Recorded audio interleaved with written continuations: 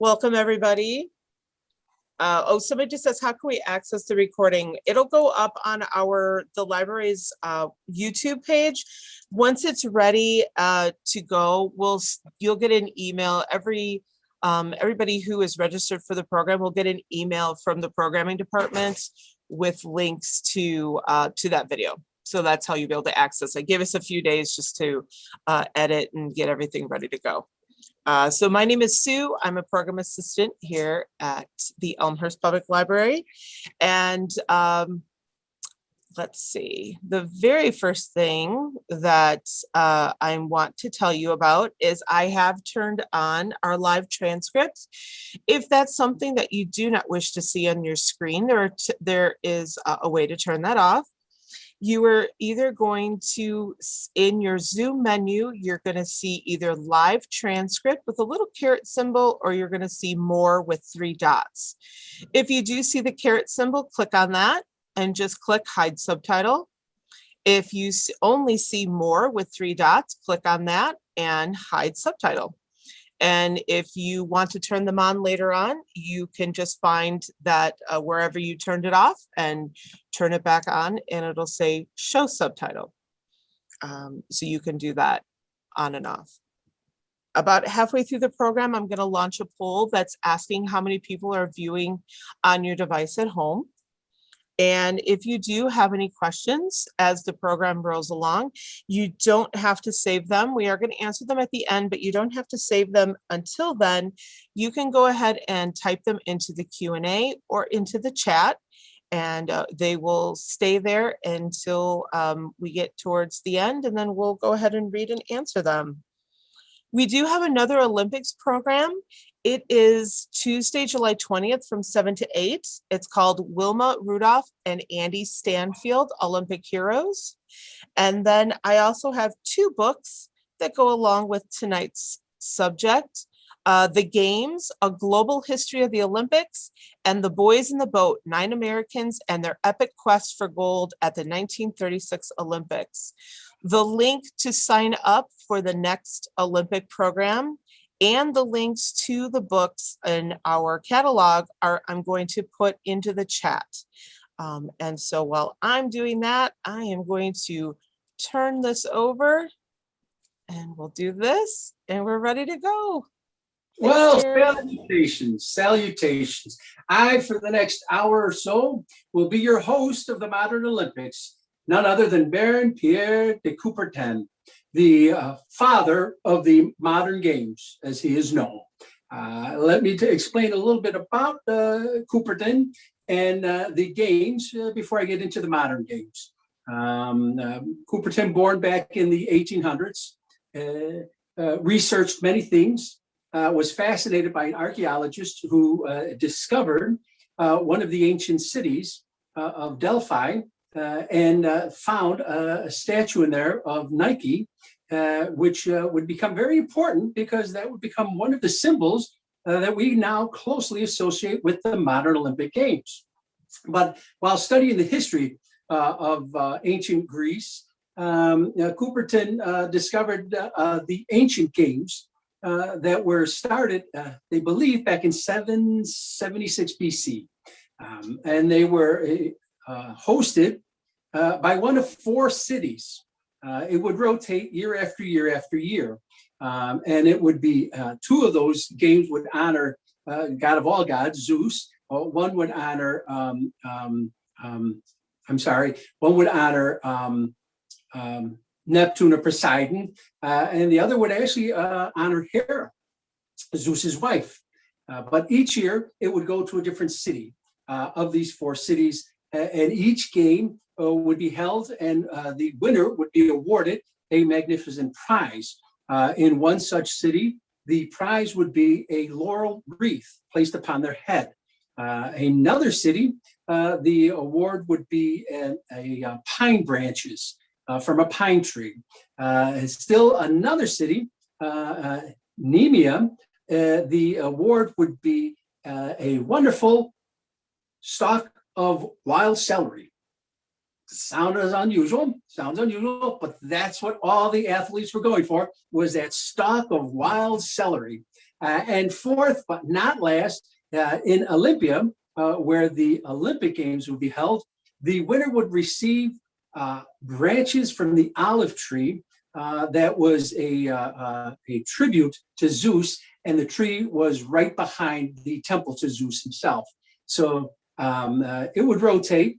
There would be a competition open to any Greek man from any of the city-states throughout Greece itself, and it could go on for weeks on end.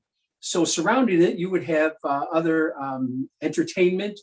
You would have plays produced, and people would come to. There would be artisans that would be selling their crafts, all sorts of cooking, and it was a carnival atmosphere. The games themselves could only be witnessed by men. I'm sorry, ladies, but this was a man's world back then. And actually, you might appreciate it anyways, for I'm going to tell you in a moment how the athletes dressed, or shall I say didn't dress. Literally, the legend goes that in one of the first competitions, one of the racers, his toga, which they would run in, was a bit loose, and as he started to run, it fell off. Instead of stopping to pick it up, he continued on in the race, won the race handily, and went on to the next round. And so he thought the reason he was going so fast was the fact that he was naked. So he continued to race naked and won the entire competition. By the end, all of them were running naked. So you can imagine that some of the women might have wanted to see this. Others, I'm sure, weren't that interested in seeing a bunch of naked men. But athletes, you never know. So it would become a tradition for the athletes to compete without any clothing on. This would become very important when extra activities were brought in, because in that first Olympics, there was only one competition, and it was to see who was the fastest man in about a 400-yard dash.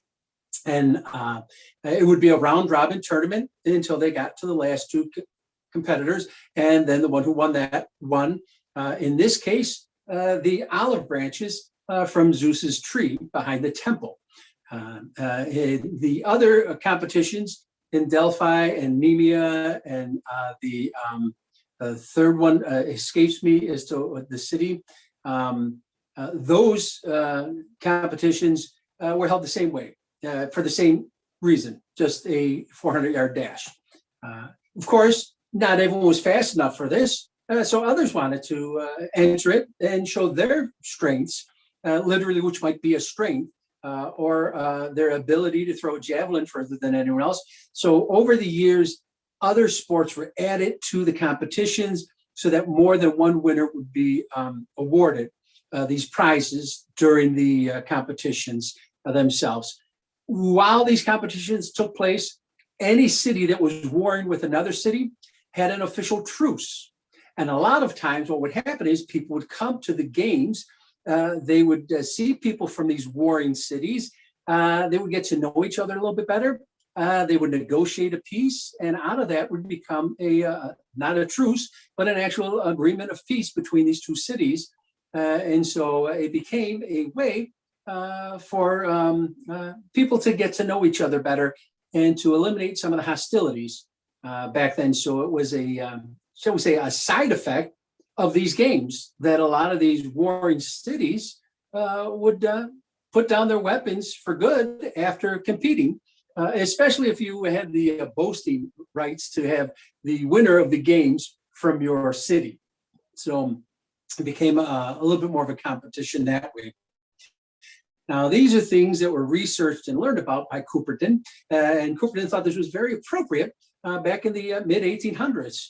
What was happening was several things. Coubertin believed that not only should young men work their brains and their minds and their intellect, he also felt that they should work their bodies to physical perfection. And he saw skills of competition as a way to do that. That would make a healthy mind was a healthy body. So he promoted in France, where he was from, exercise and honest sportsmanship against each other. He became involved in many of the different organizations that promoted competitions between men or young boys.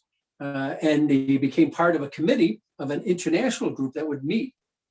And back in 1892, they would meet, and they'd meet again in 94. And in 94, during this conference, he promoted an idea that was almost unanimously accepted at that point in time. Of course, he'd been politicking for it for several years beforehand.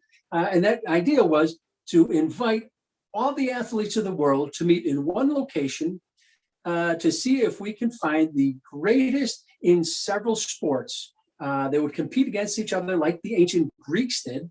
And he said, as they did in the Olympics. Now, the reason he said Olympics was because over the years, eventually, the games from places like Delphi and Nemean, they basically fell away, and it became only the Olympic Games that continued to be held. Because of that, they just kept the tradition of it being every fourth year. You see, there was a game every year, but it was at different cities. The other cities decided not to sponsor it anymore. And so Olympia became the only one holding the games.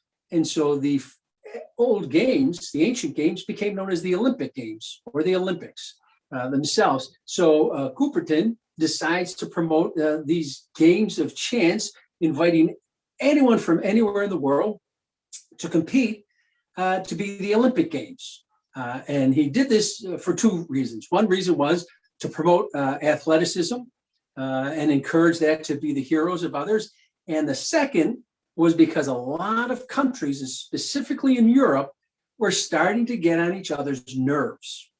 They were getting a bit grumpier with each other. They were getting a bit hostile with each other. Some were making overtures of taking over other countries. And he wanted to see if the same thing could happen that used to happen in the ancient Greek city-states that would be warring with other city-states, and they would find a way to truce out of it. So he proposed that they open these games to any country, and that country should put down their arms in truce with any country that they had an issue with during the running of these games as a sign of goodwill and good sportsmanship along the way. Now, the original ancient games in 776 BC was only that one race. However, in the games that he proposed, they were going to have other games of skill and agility, but it would be highlighted by a running competition and several other shorter distance competitions as well. He proposed that we do this game called the Modern Games, and it would take place in, appropriately enough, Athens, Greece. Not Olympia, where the Olympics were from, but Athens. It was a bigger town, more populated, a little bit easier to bring everyone to. And that was where they decided to have the first modern games, and it was going to take place in 1896. And so the invitations went out to people around the world. They had obviously a lot of people from the continent itself, from Europe, that could travel to Greece and compete in the games. You did have some from the other continents as well. You even had some United States competitors that traveled to those first games. In all effects, it was a success. Appropriately enough, the featured event was not a short dash, but a long run, named in honor of a hero of Greece from olden times called Phidippides. Phidippides was a Spartan soldier, and his reputation comes from him running from the town where a battle took place all the way to Sparta to let them know that they had been victorious and not to send more soldiers that direction because they had enemies attacking other areas. So it was important to have them, shall we say, position in defensive areas other than the town he had run from. It was a massively long run that he volunteered to take because they needed the word to get back to Sparta as quickly as possible. So he volunteered to do that. He ran as quickly as he could and for as long as he could, and he made it to Sparta. And he told us the officers there not to send more men to his town. They were victorious against the enemy, and to distribute them to where they needed to be. Unfortunately, it was such an exhausting run that he collapsed and died. And so Coubertin decides he's going to honor him in this first competition of the modern games, and he's going to have this long race in his honor. And it's obviously going to be named in his honor, but you never hear of a long race called the Phidippides race. That's because they didn't name it after him. They named it after the town that was saved and he ran from to get to Sparta. And that town, ladies and gentlemen, was Marathon. That's how we get the name for the marathon itself. Marathon, that original marathon in 1896 in Athens, Greece, was exactly 26 miles long. Not as long as Phidippides ran, but of course they didn't want it that long because then, the person might die. And so we wanted them to show that their ability for long endurance, but we really didn't want them all ending like Phidippides and dying. So they shortened it to 26 miles. And that was the official race. It was won by actually a Greek soldier. So they thought that was very appropriate. And he was given a laurel wreath. That was what they gave at that point in time, with some olive branches. That was the only award you received. There were no gold, silver, and bronze at that point in time. It was just the wreath and the branches given to you. So that was the highlight of the first Olympic Games of the modern era. Along with that, everyone thought it was very nice. A lot of countries got to know each other a little bit better. Diplomatic channels were started. Some of the hostilities and the potential eruptions of battle quieted down. So it looked like it was a pretty good success. Plus, a lot of countries got to boast because they sent competitors that did pretty well, and they had some bragging rights to some extent or another, specifically Greece. And it looked wonderful. Then somebody wanted to continue this, and his name was Pierre de Coubertin, and he promoted that we have another one in 4 years, which we would end up having another international athletic competition in another 4 years. It was held with some track and field events, some sprinting events, along with several other competitions, wrestling, which was in the first as well. Another homage back to ancient Greece, because one of the biggest events to be joined in after the sprinting competitions was wrestling. And so everything looked wonderful. In 1904, they decided to have yet another Olympic Games. It's starting to take hold. It's starting to be a little bit more traditional. And that competition will actually take place in the United States of America. It will be the first time that will come across the pond, and we will see if it will be a success or not. It is not. It is a success for the United States, but for the rest of the world, not so much. Most of the athletes don't want to travel all the way to the United States, specifically all the way into the United States. It's not even on the East Coast. Those Olympic Games of 1904 will take place in none other than St. Louis, Missouri. They will be in conjunction with the St. Louis World's Fair. So naturally, they thought people would be traveling from all over the world to the United States for the World's Fair. They could put this international competition in alongside it. You will have a built-in audience. They have the audience, but they don't have the athletes. A lot of the athletes are afraid to travel that far. They feel that they will be worn out or exhausted. They won't have that advantage of being at their height of competition when they get here. So because of that, only two awards are given to people that don't live in the United States of the athletic competition. And the first one will go to a Canadian, and the second one will go to an Irishman. Every other award given out in the 1904 Olympics will go to someone from the United States of America. And that is because we have an overwhelming abundance of participants at that point in time. Now, officially, at this point in time, they're not limiting how many competitors you can have from a state or a country, I should say. But even at this point, it is tradition that the host country will have an unlimited supply of athletes that can compete. The thing is, you'll have to make it through some of the trials to get into the final rounds. And so that will clear out a lot of the lower end of the host cities or the host countries' competitors. But they will not be banned from allowing far more than anyone else.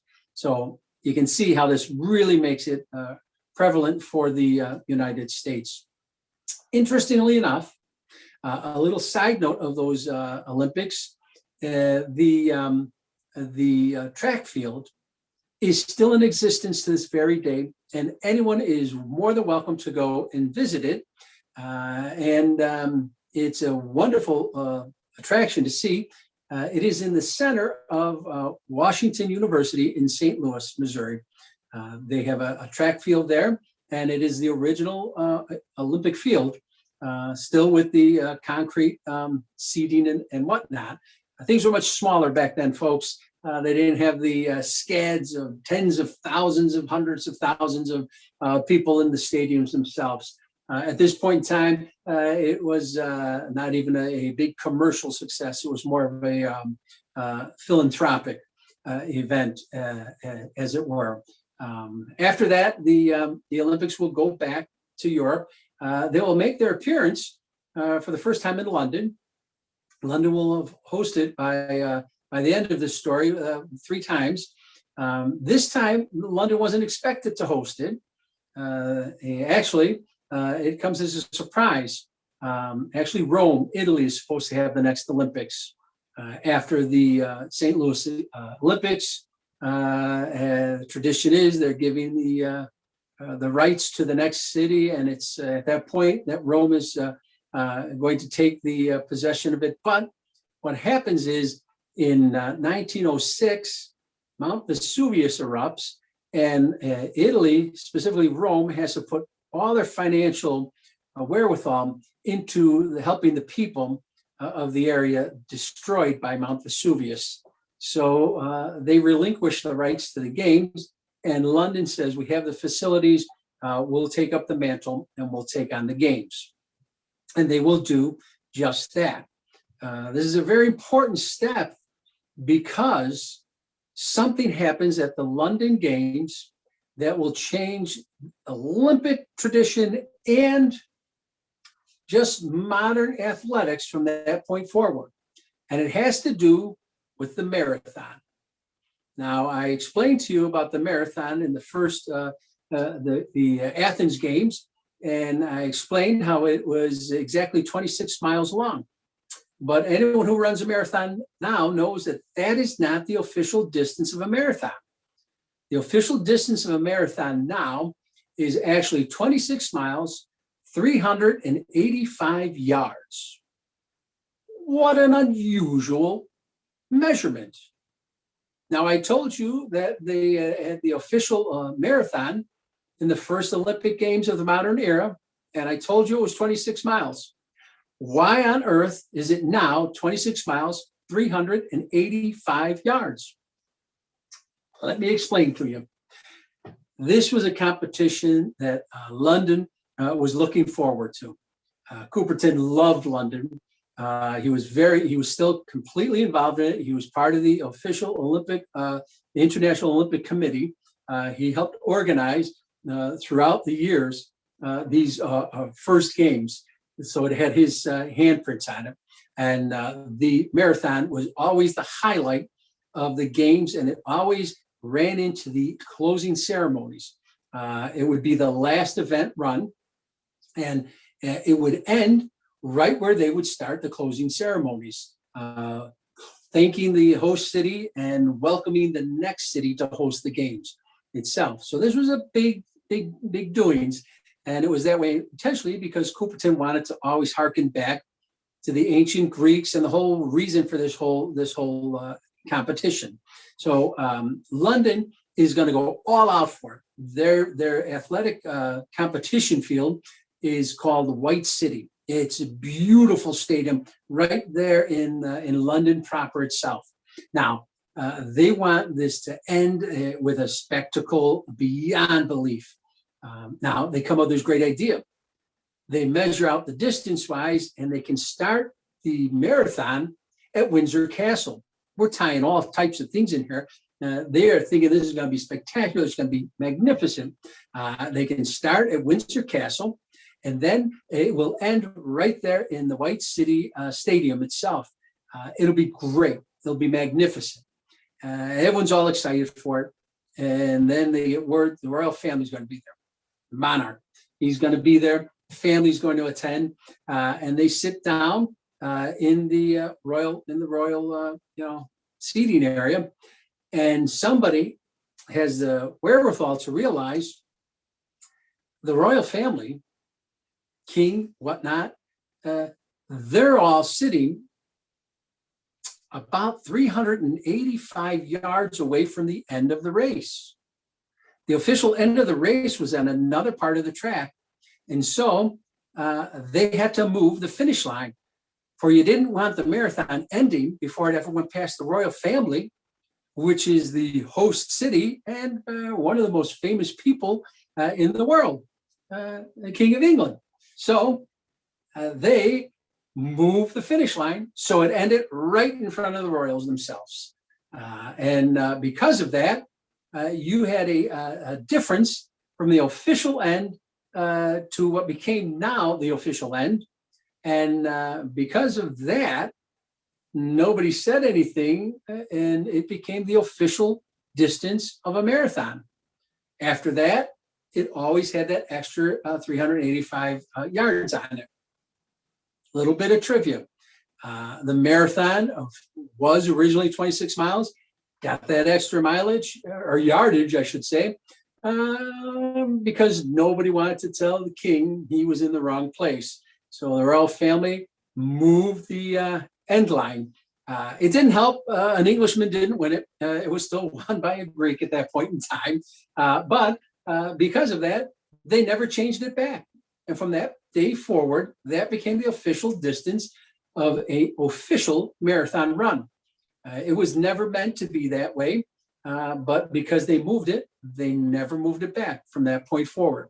A little bit of trivia for you on the official games there. At that point in time, they were adding more games and they were taking other games away, and each host city could change some of the games that would be brought forth.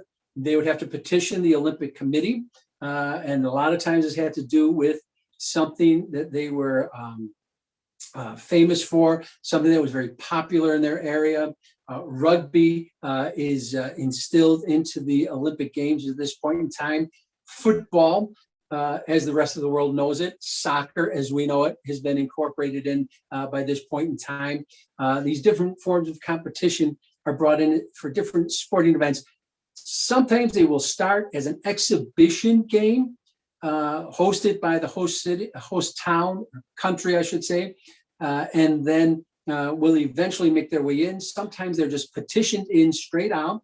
The Olympic Committee will accept or reject it. If they reject it, they can bring it in as an exhibition and try and entice more people on the committee to like it, so that the next games could maybe petition to get that game put in. It has grown and grown and grown to a point where they have some 44 to 50 different events and variations within events themselves. In this upcoming Olympics, they have incorporated 5 new events. They had canceled one event, but it got put back in. And even though I'm jumping ahead of the game, I'll have to tell you it. The one competition that was canceled for the 2020 Tokyo Games, which became the 2021 Games, was wrestling. The Olympic Committee had canceled it. They said it didn't have the viewership, it didn't have the attendance rate as some of the other events, and they felt that money could be put to better use with other competitions and promotions of other parts of the games themselves. But they did petition to get it back in. There was a huge outcry, specifically for the traditionalists who said, how can you take wrestling out of the Olympics when most of the Olympic, let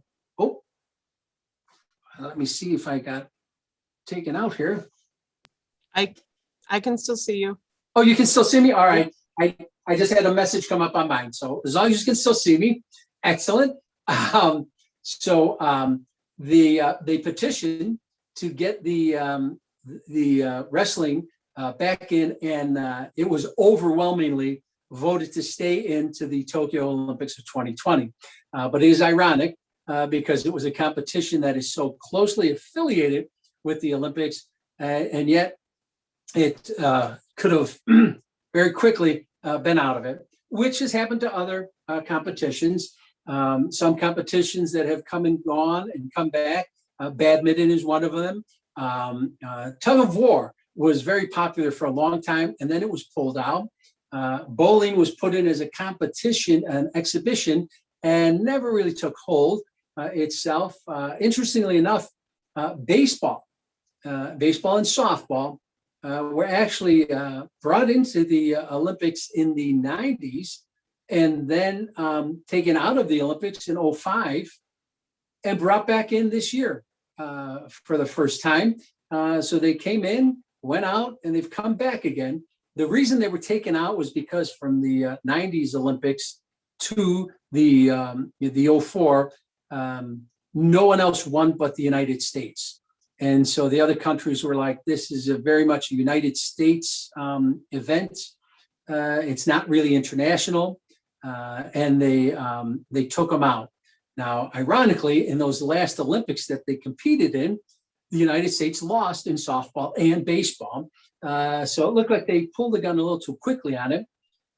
They did start to petition to bring them back in. And by the time Tokyo had it, they wanted it back in because Japan was actually the most, I'm sorry, I'm going back here. My phone went out here. Oh, hello.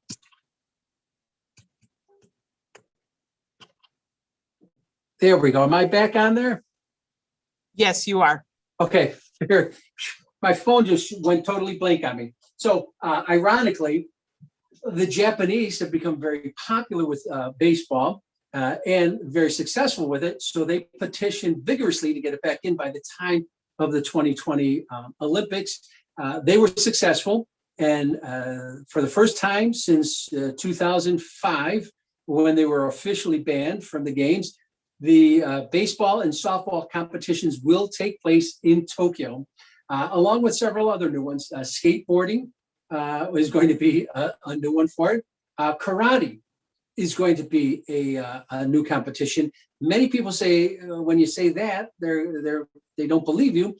But the truth of the matter is they think of judo. Judo has been in the Olympics for years upon years upon years. Karate has not. And karate is a traditional Japanese art. And so they petitioned to get it in, and they were successful. Another one that's coming into the Olympics this year is surfing.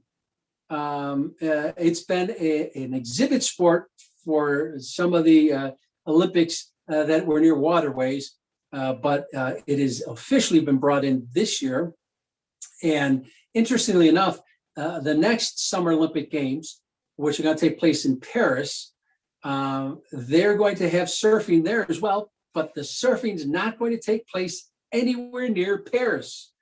It's going to take place in a colony of Paris, of the French, shall we say, and it's the French Polynesian, and their surfing competitions for the Olympics in Paris will take place in Tahiti. nowhere near the Olympic villages of Paris. Now, this year, granted, the surfing will not take place near the Olympic Village either. It'll be 45 miles away in another part of Japan itself. Terry, Yes. it looks like your camera went out again. Did it go out again? Here Yep. we go. Thank you. I apologize for that. There we go. Let me see what it's doing here on me. Hold on one thing. I've got a message up here. I'll put my cheaters on. I promise we'll get back to the competition. Yes, indeed. All right. I'm just going to do this. It's asking me for the there we go. There we go.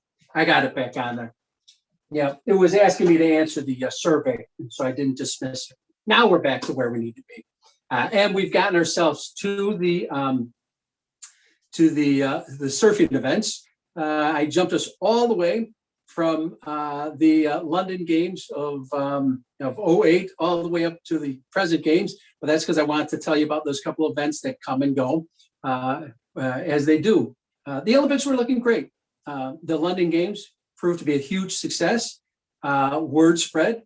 They showed that they could still have the games. And people would come and participate. They kept it from that point forward a little bit closer to the continent and Europe for fear for a while of what happened in St. Louis. And so for the next several games, they're going to take place in Europe itself.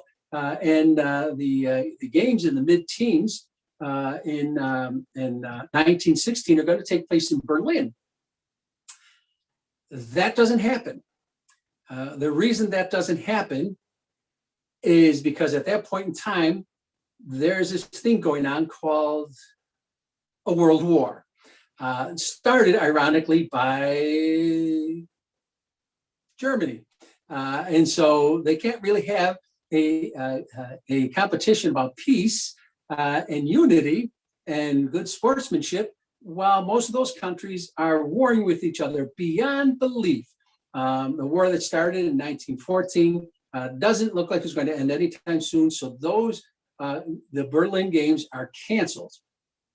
The war ends, and we decide to have another Olympic competition. And this one will take place in 1920. It will take place, I believe it's in Antwerp, Belgium, if I'm not mistaken. And the only thing that's, there's many notable things about those games. Specifically, what is notable about those games is that Germany, Bulgaria, Turkey, and Austria are banned from competing in those games because they were believed to be the instigators of World War I, at that point known as just the war to end all wars. So they are punished and they are kept from the games. This will be something that will happen down the road for several other countries as well. Not just for major wars, but for other atrocities against humankind that will keep them as punishment from participating in this goodwill experience of humanity. So it will take several years for those countries to be welcomed back into the games. And in the meantime, we'll have several other things happen at those games of 1920. The official Olympic flag will be introduced for the first time.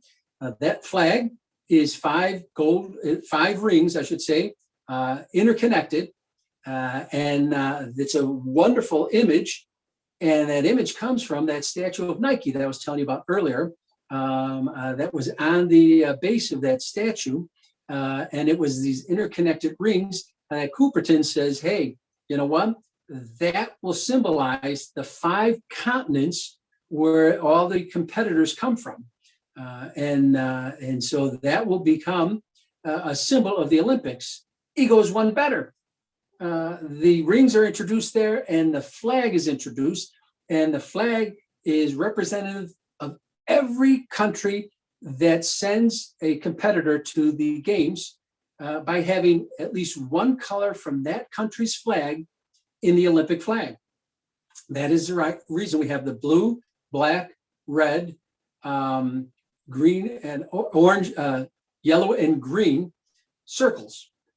Those 5 colors or the white background can be found on any flag. One of those colors can be found on any flag of a country that participates in the Olympics. So basically, your country is represented in the Olympic flag by 2 things, at least one color on the flag and one of those circles, because you're from one of those 5 continents and your flag's color or a portion of it appears on the flag of the Olympic Games. So it basically tells the story of the entire world that competes at the Olympic Games. The symbolism behind it was magnificent. It is at that game that we first are introduced to the Olympic oath. And that is a promise that all the athletes take to be good sportsmen, to not cheat, to be fair, to help others out as well, and to just have a good competition and not to cheat by using added assistance, drugging, basically, to take an advantage of someone else. The first man who will ever be banned, tested positive for drugging during a competition, will actually be a Swedish man and the drug he will be found to have imbibed, and literally I will say imbibed, were 2 bottles of beer that he drank before his competition. It was a shooting competition. They wanted to calm his nerves. Alcohol was not permitted before. They thought it was a stimulant. And so he was tested positive for having alcohol in his system, and he was banned from the games. And since then, it's gotten some far more sophisticated things than a couple of Budweisers. But at the time, that was the first person to be banned because of doping. A very interesting side note there, as far as I'm concerned. So the oath was not only given for the athletes, another oath was administered to the judges, the referees, all of the staff that would make it a fair and impartial competition. They had to take an oath as well. Those Olympic oaths have stayed the same, remain the same from that point forward to present time as well. They became very popular. They were written about in all the newspapers and magazines, and they were broadcast. Some of it was broadcast on radio. It became a lot of hubbub and interest to the world. And you wait to see how your athletes for your country competed. And it was a success. Coubertin was very pleased with it. And it actually did help to kind of bring back some of the peace to different nations. As a matter of fact, Coubertin will receive the Nobel Prize for Peace for being the man who instituted the modern Olympic Games. And it became a tradition. Coubertin will pass on when he's 74 years old in 30, I'm going to get my dates wrong, 32. He will not make it to the 1936 Olympics in Berlin. By this point in time, the Olympic Committee has welcomed back those nations that had instigated the issues that started World War I, and they felt they had served their time. They had been welcomed back in, and specifically they welcomed Berlin to host the games because they didn't host them back in 1916. So they thought it would be appropriate and a good sign of good sportsmanship to welcome them back in and let them host the games of 36. And my dear friends, those games are hosted by Chancellor Adolf Hitler. You heard me correctly. They invite Germany back in, they let them host the games, and the man in charge of the entire ceremony is Adolf Hitler. He will introduce several things that are traditional to this very day. The first thing is the Olympic torch relay. And he comes up with this great idea to show everyone the magnificence of the German people by having them run the symbol of the Olympics throughout all these areas and eventually make its way into the stadium for the opening ceremonies. Say what you will about Hitler, he knows how to be a showman. And at this point in time, it's very successful. To do that, he has a symbol, and that symbol is actually the Olympic torch. The Olympic torch brings on even more meaning because what it does is it brings the Olympic flame to the games. The flame is actually in Athens, and actually it is a eternal flame. And they would always bring it there, but they would literally bring it to the games and light the cauldron. Hitler decides we're going to show a lot off and build up anticipation for the games by having that flame carried from location to location to location, so it makes it to the opening ceremonies. And he does that by having an Olympic torch. The torch is designed, it will actually have a swastika on it, promoting the Nazi party itself. It will be a magnificent showplace, and it will build up anticipation for the games. And the Olympic torch relay has become a tradition that carries on and spans all the continents. The torch will actually travel overseas to make it to different locations in different continents to make its way back to wherever the Olympics will take place. And it's become something tied into sponsorships and promoted for a build-up of, I believe, about 200 days prior to the event itself. The Olympic torch relay started for the 2020 Tokyo Games, but actually had to be canceled because the games were canceled. Side note, the Tokyo Games of 2020 are the only games canceled that wasn't due to a world war. The games in 1916 were canceled due to World War I, and in 1940 and 44, they were canceled due to World War II. The only other games canceled were the ones last year, and they were canceled, but just postponed, moved over a year. But the official Olympic Committee considers that those were canceled games. So on their website and all their official markings, the games of 2020, the games of 1944, 1940, and 1916 are the only Olympic Games ever canceled. Now, there have been games that have been boycotted by certain countries, but the Olympic Committee has never canceled any other games, which is another interesting side note for you. The Olympic Committee are the only ones that can cancel the games in your city. If you become the host city or the host country, that's where all of your say-so ends. That and the fact that you've got to put out all the money. From that point on, the Olympic Committee is in charge of what goes on. And so last year in Tokyo, when the government itself and the city itself wanted to shut down the games, they couldn't officially close the games. They had to wait for the International Olympic Committee to take a vote to decide to cancel the games due to the pandemic, the COVID-19. Even though the city of Tokyo was up in arms that they thought they were going to be hosting something when they weren't allowing anyone to travel into their country, let alone their town. Until the Olympic Committee officially cancels it, it's not canceled. And they've only done that on 4 occasions. Now back to those Berlin Games before we start canceling more Olympic Games. Hitler hosted them, introduced us to the relay, the torch relay, and the torch itself. It became a traditional point of interest for everyone. It has continued on from that point forward.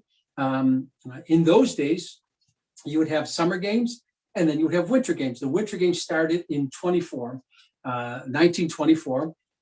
You would have summer games and winter games. And from that point forward, it was always a summer game and a winter game, sometimes in the same country, sometimes in neighboring countries, depending on whether or not you had the weather for winter games or the weather for summer games, I guess I should say as well. But that continued on until 1994, when we started to split them up, because they came up with this wonderful idea. NBC television rights was becoming very popular. The Olympic Games were becoming very popular, and you would have viewership for whatever network controlled the rights to the Olympic Games. And they decided, why are we getting all of that viewership share in the summer and the winter of one year, when if we split the games up, you could have that viewership share in the summer of one year, and 2 years later, that same draw to your network in the winter. And so they split them up. And so, interestingly enough, you have three Olympics within 2 years' time. Two the same year, and then one Winter Olympic 2 years off, so that they can get on their track of opposing years. So your Winter Olympics are not in the same year anymore that your Summer Olympics. So every 2 years you got an Olympic fix, which means next year there'll be another Winter Olympic, because no Winter Olympic was canceled due to COVID. Only the Summer Olympics of last year. So you'll only have 1 year to go before you get to see the bobsledding and all of the fun winter competitions that we so dearly like, figure skating and the luge and the ski and the alpine events themselves. So that is how it led up to that. Throughout the years, we did have some other protests. We had some protests by athletes themselves, most famously in Mexico City, when the African-American competitors put up the Black Power sign by raising their hand in protest for the civil rights that were not being adhered to in the United States. You've had other countries do some protesting as well. Unfortunately, in Munich, Germany, in '72, you will have a protest that will actually become a terrorist event that will close down the games for roughly 38 hours. They will be silenced while some of the Israeli wrestling team is kidnapped by Palestinians. The whole thing comes to a disastrous, fatal event on a tarmac where they are unfortunately mortally wounded. The kidnappers and the kidnapped, along with several other individuals. It will put a pall on the Olympics, and some will question whether they should go on after that, because this all took place in the Olympic Village, where the competitors are supposed to spend time with each other. Remember, this is for peace and international diplomacy. And now this was breached by terrorism. From that point forward, security measures will be taken to heights beyond heights and continue to increase every year from that point on. Because once you're in the Olympic Village, where the competitors all stay, they're welcome to mingle with other countries. That's the whole point behind Coubertin's games, or for you to get to know your neighbors and realize we're more alike than we aren't. There is a lot of mingling that does go on at the Olympic Village. Close your ears if there's any children in the room. They distribute far more prophylactics than you could imagine. They're encouraged to use them because there's a lot of sharing going on. You have some of the biggest and the boldest and the brightest, and they're also very active, shall we say. Once you get inside that security zone, you feel safe. Since that terrorist attack in '72, there have been no other major attacks like that. There was a bomb that went off in Atlanta, but it was basically not a terrorist attack as it was first put out to be itself. But since '72, they have made unbelievable lengths to secure the athletes so they can feel comfortable and focus only on competing and getting to know their neighbors, which is what's happened. It has become a magnificently, tremendously large business, and a lot of money is invested into it, literally billions upon billions invested into it. And most cities or countries that get the games find that they will lose money beyond belief on the games themselves. But one other thing I want to say is that not only have we had boycotts, not only have we had protests, we have actually had certain countries use it for political advantage. This will occur probably most prevalently in the 80s when Moscow was to host the 1980 Olympics, and they invade Afghanistan prior to that. And so the United States boycotts it with about 60 other countries. They decide not to go to Moscow because they're not being humanitarian acts by trying to take over Afghanistan. Moscow will retaliate in the Los Angeles Games, where the competitions will be in 1984. And so they will boycott those games for political reasoning as well. And many of the Eastern Bloc countries will as well. At that point, they're still going under the USSR, United Soviet Republic. Shortly after that, by the end of the 80s, the Berlin Wall will fall, communism will fall, and by the 1990s, the Russians will actually be different individual countries yet again. Some will compete as their own nation. Others will compete under the unified flag of the Olympics, the five rings and the white flag. They will compete under that banner.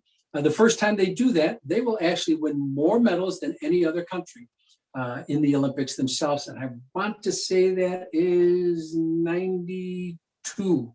I should look back at my notes for that one, but I'm going out on a limb for it. This will happen several other times. North Korea and South Korea will decide to go together. They will fly under the banner of the unified flag, which is the Olympic flag, promoting the peace and unity of the nations itself. This is actually the Olympic spirit coming to fruition there for everybody. And then we will continue on. This will become a very popular sporting event. It is the largest sporting event, even outdoing the World Cup every 4 years. So it has become quite the competition. Corporations will line up to sponsor it. Countries will line up to host it, even though they know they're going to lose money. And athletes will train a lifetime for the chance to maybe get on that medal dais of either a gold, silver, or bronze medal.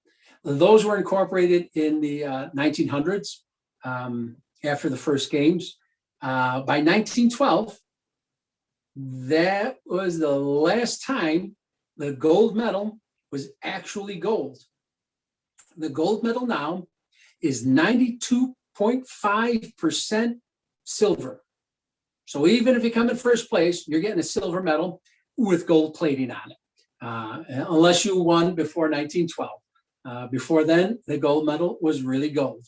The silver is still silver, and the bronze is actually still bronze itself. But the gold now, it's gold plated.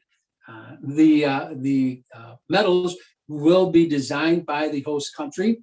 They will have images of the sport that's being you're winning your competition in. It will also have the Olympic rings on it. If it does not, it's not an official medal. And most of them will also incorporate the flame that is lit from that torch on the relay race to the cauldron, started by none other than our dear friend Adolf Hitler back in 36. The 36 Olympics are known for one other thing, especially the people in the United States, and that is when Jesse Owens disproved the Nazi theory that white Aryan men are superior to everyone else, when this African-American man outshined them in every event he competed in. And it was an inspiration, and every time Jesse Owens won, Adolf Hitler would leave the arena in disgust himself. But those are the two things that those Olympics are known for. I had to come back to it because I forgot to tell you it before. And what I'm doing now is I'm looking at my clock on the wall and realize I've been going on and on and on and on on my own. Now, what I would like to do is open up for you for questions on things I might have touched on or things I didn't get a chance to touch on. I will tell you this much: Coubertin dies in 32. He had two children of his own. Both of them were disabled. It will be an inspiration down the road that the Olympics will then start the Paralympics for those with disabilities. And it will be an homage back to Coubertin's children. He is still a hero to anyone involved with the Olympics themselves, and his belief that it could bring peace to the world and encourage physical fitness of all people has been an inspiration and a desire for most athletes to get to the Olympic level, which is the greatest of the great. They run faster, farther, and stronger.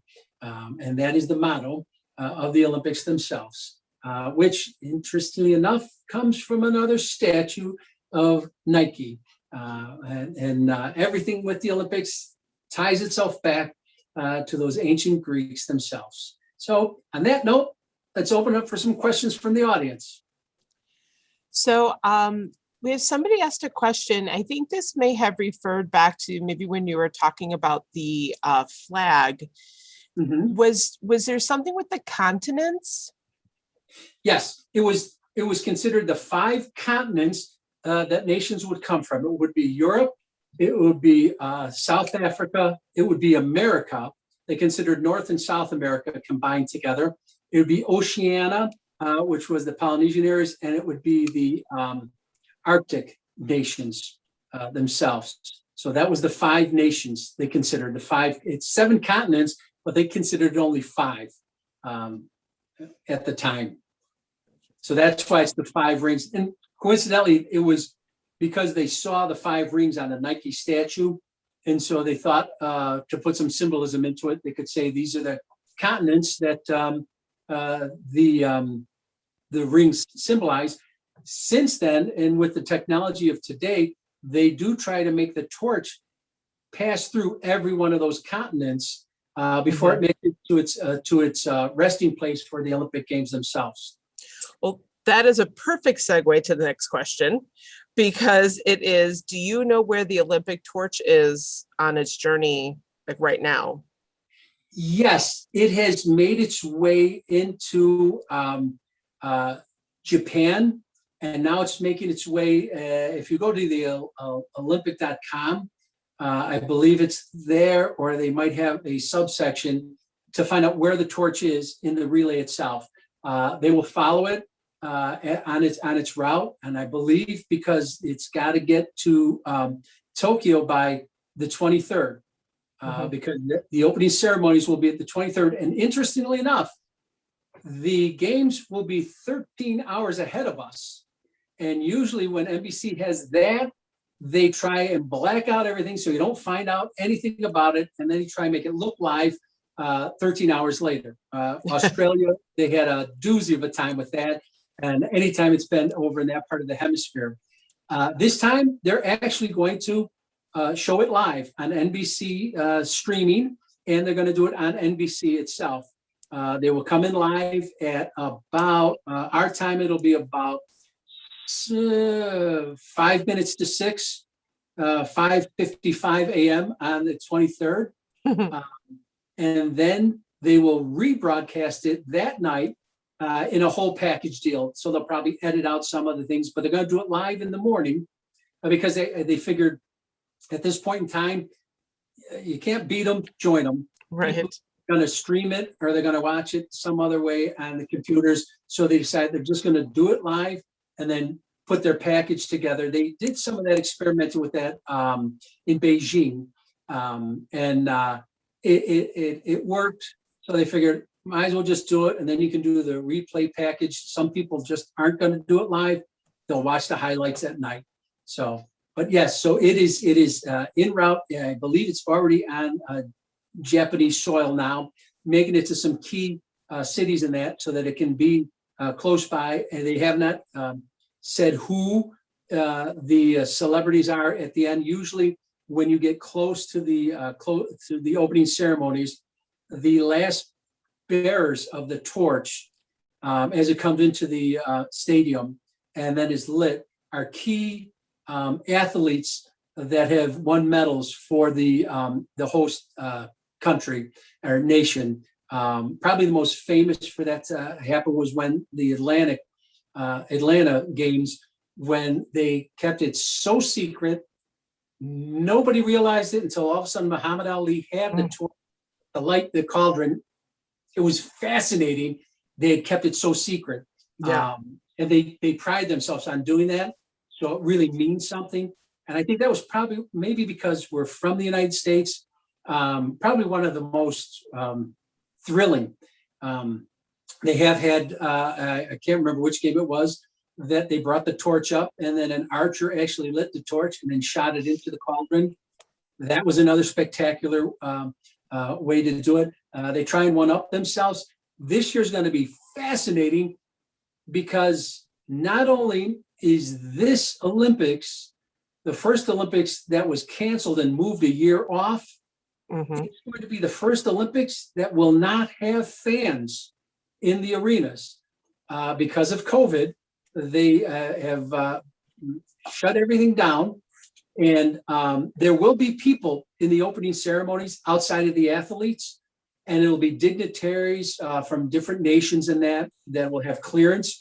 But the stadium they say, is not going to be anywhere near as full as it should be for the opening ceremonies. We'll just see, unless they've come up with something. But I do know that even if you are in Tokyo and you've had all your shots and you're clear to travel around, they're being really cautious about letting anyone into any of the venues.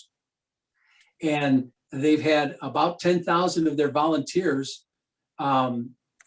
relinquish the right to volunteer for the games because they just don't want to be exposed even to the press corps that will be traveling to the events because of COVID. It's going to be an interesting game. Somebody commented the same thing, that there's not going to be fans in the stands, but then somebody else commented that this year the medal winners have to put their own medals on, and that they must leave within 48 hours of the end of their event or after they've been eliminated from their event. Yes. That was on the news this evening. They are not allowed to stay. And it's kind of a shame because a lot of these competitors, you're not going to win. You're going to represent your country and you may come in 8th, but then you get to spend the whole time there and go to the closing ceremonies. And it's really the camaraderie and the sportsmanship. And because of this, once you're done, you got to get out of Dodge. They want you out of there. They don't want you hanging around. When you win an event, you have to place it. And it's an honor because they have the specific people who would come from that event to award you the medals. Now you have to award yourself for precaution's sakes. It's I believe they will still get the laurel with olive branches, which has become a tradition that dates back to the original Olympic Games. Do you, somebody else has a question about biting the gold medal. Do you know anything about how that started or where that's from? Biting it? Yeah. I think that's a tradition that goes back to how they used to check for actual counterfeit coins and that would be painted, and you'd see if it was hard enough. And someone took that a step further to show that you got the gold, because if it was legit gold, you'd bite it and it wouldn't sink your teeth into it. And so it was a proof that, like, I've got the real, which is ironic because it's not solid gold anymore. It's gold plated, but silver's still pretty hard. So if you bite onto it, I think it was a tradition that came out of literally what you would do to prove that it was real coin. Mhm. So they're doing the same thing with the medal itself, which Yes. again is ironic because it's only plated. Yes. And I'll be honest with you, the original medals from back then aren't as impressive as the medals they make now. Technology and artistry has made them fantastic. Whether they're gold plated or not, it's still a magnificent Mhm. medal. It's a work of art that everyone gets. Yeah, absolutely. Terry, somebody shared, thank you so much for the presentation. Very interesting and fascinating. It's apparent you really enjoy what you are doing. Okay, thank you. Thank you. I apologize because I jump around because I start thinking about something else I want to tell you. I hope you were able to follow my timeline of the modern games. I skipped a couple decades in the middle there. And I just realized right now, I forgot to mention one other thing. I lined it all up for how Germany got the Olympics that they didn't win because of World War I. They got the Berlin Olympics. Interestingly enough, Japan and Tokyo will get the Olympics in '64. And believe it or not, a lot of people wanted to protest that and weren't forgiving of Japan. It was 19 years since the end of World War II, and a lot of people hadn't forgiven the emperor and the Japanese military for what they had done, not to just the United States, but in that war. And they thought the Olympic Committee had forgiven them far too quickly. They became a very efficiently run and games, and a lot of what they did at those games was used for others. And symbolically, one of the coolest things they did, speaking of your Olympic torches, that torch was lit.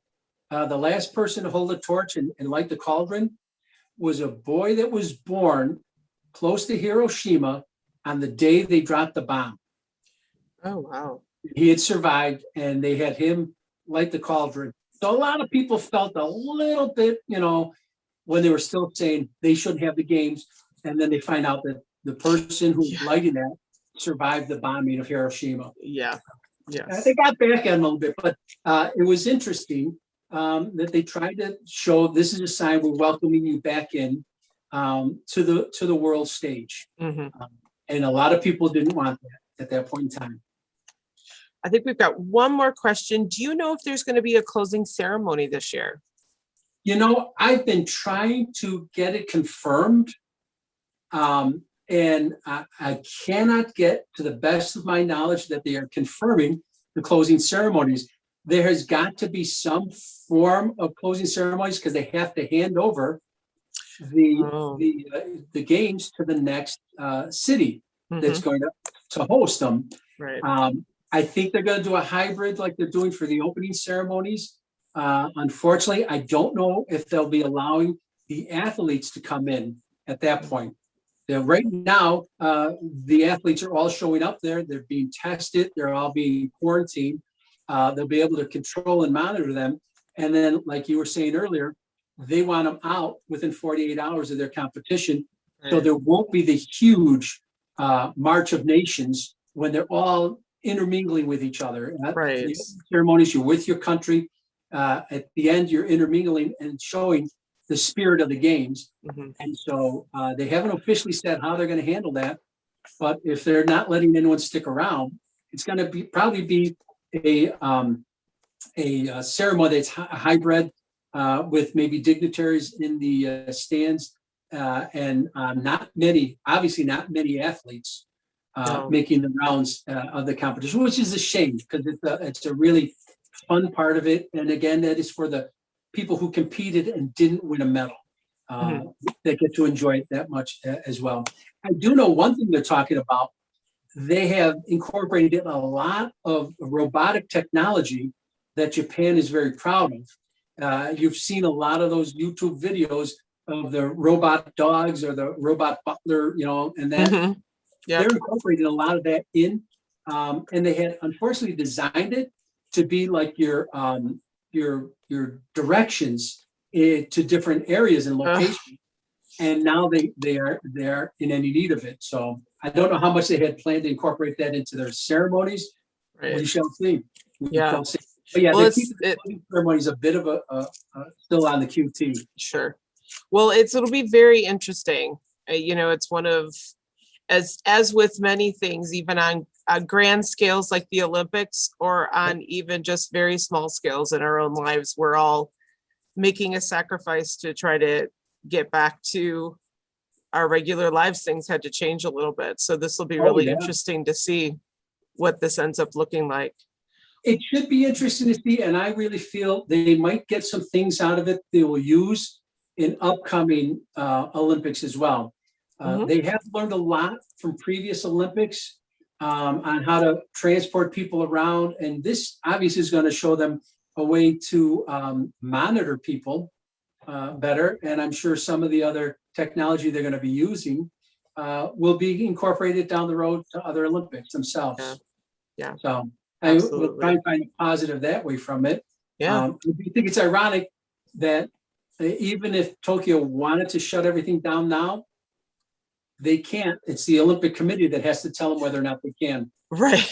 I know last year they had canceled any people coming in from any other nation in that, and the Olympic Committee still hadn't said they're closing down the Olympics, and nobody was going to be able to get in there. So it would have been like the St. Louis Olympics, where it would have been just the locals. Yeah. Oh, speaking of which, one last thing I meant to tell you: we've had 8 Olympics in our country since started with St. Louis. Los Angeles has had them twice. They're going to have them a third time. They're coming up in 28. They're going to have the Olympics again. But we've also had Salt Lake City. We've had Lake Placid. Oh my gosh, and I can't remember the other one. Did you say Atlanta? Atlanta, yes, and yeah, I was talking about Atlanta before. So we've had them 8 times, and it'll be 9 in 2028. Awesome. Could have been 9 already had Chicago got it, but That's right. That's right. there was Rio instead. Yes. Well, thank you, Terry. This was very interesting. Thank you, everybody, and enjoy the Olympics. Yes, enjoy the Olympics, and you can watch them live or on tape delayed. Yes. NBC covered them both ways. Awesome. Great. Thank you. Have a good night, everybody.